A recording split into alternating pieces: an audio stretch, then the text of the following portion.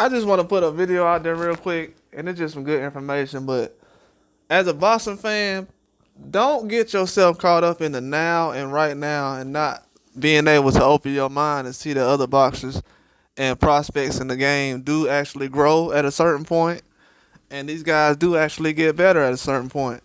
I don't want to see a lot of fans in a situation where you're doubting a guy because of a loss or a matchup and feel like he's done and blah blah blah. Because a lot of situations like Daniel Dubois, and I had to watch a fine line between that, because now I'm starting to realize that that was me maturing as a boxing fan and growing and realizing, bro, Daniel Dubois is 25 years old. Him losing to Usyk is supposed to happen. What he almost did wasn't supposed to happen.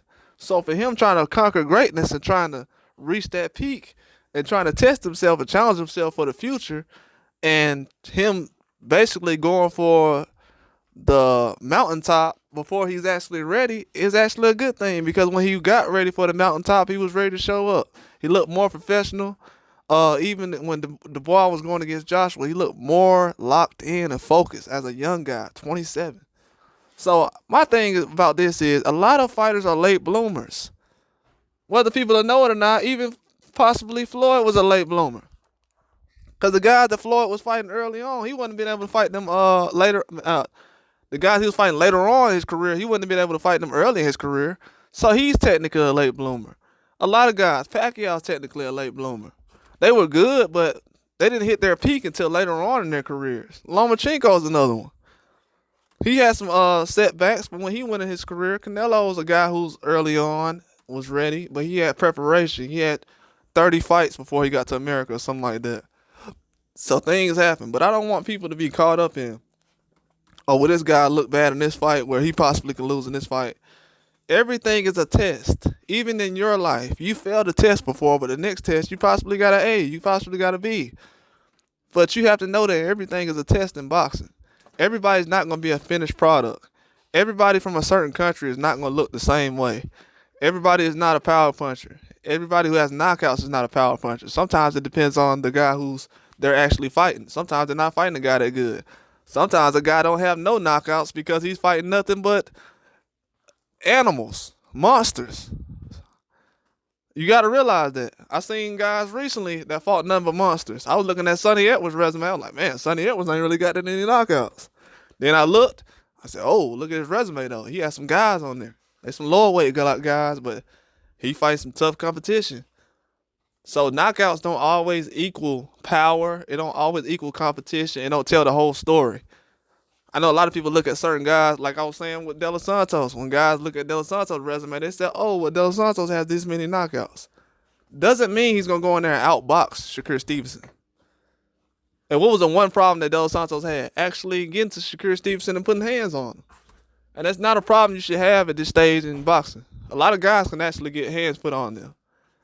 When you're at a certain level like Canelo, Crawford, even a Wilder, you can get to certain people even if they're running. I mean, this is a boxing match. They got a ring for a reason. That's why it's called cutting out the ring. That's why a lot of guys work on their movement around the ring and the jump ropes and everything else, because all that plays a factor in the boxing. But I don't want fans to keep overlooking. If you're a young guy in boxing, do not overlook these guys. A guy with 50 losses, I seen him knock down somebody recently. Nobody should ever be overlooked. If Daniel Dubois, Rayo, I know they sound good. They sound like good names now because they got wins. I don't like guys because they won or something like that. I like guys because of what's built inside of them. If they really want to fight, if they really got that instinct, if they got that dog in them. And I like to be able to observe and find out who got dog in them after they lost. After Rayo lost, I found out he had dog in him.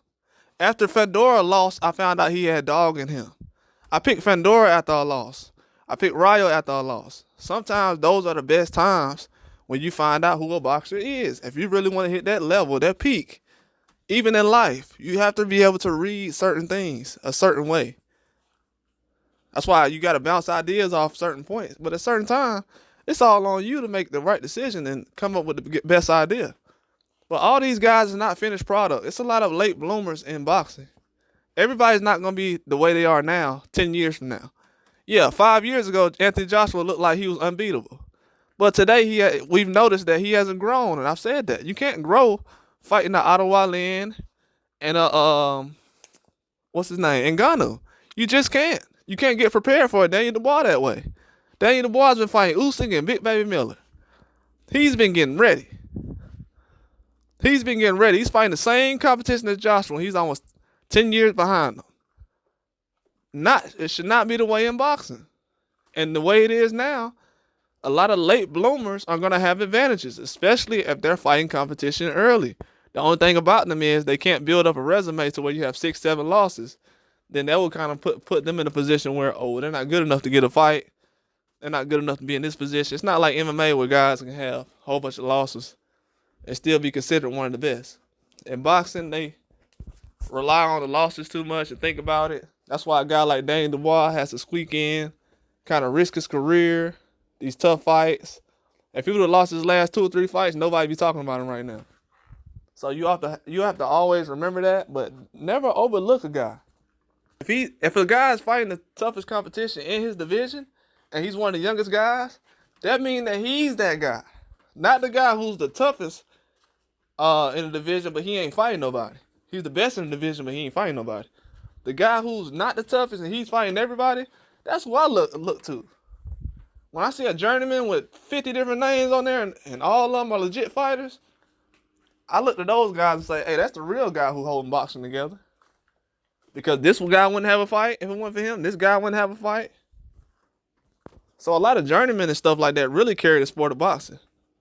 We don't really see how far it carries them, but it carries boxing a long way. Because most of these fighters are journeymen or no-names prospects until they get a big win. And wins are sometimes come by lucky.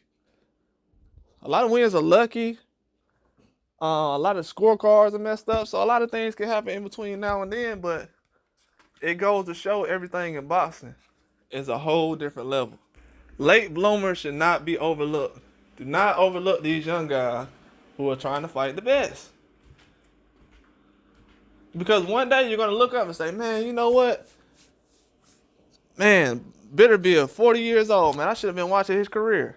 Terrence Crawford, 37, man. I should have been watching his whole career. If you got to ask yourself, hey, man, Terrence Crawford, 37 years old, is he good? Is Usyk good? He 37. Bitterbill, 40 years old. Is he good? If you're saying that, that means you got work to do.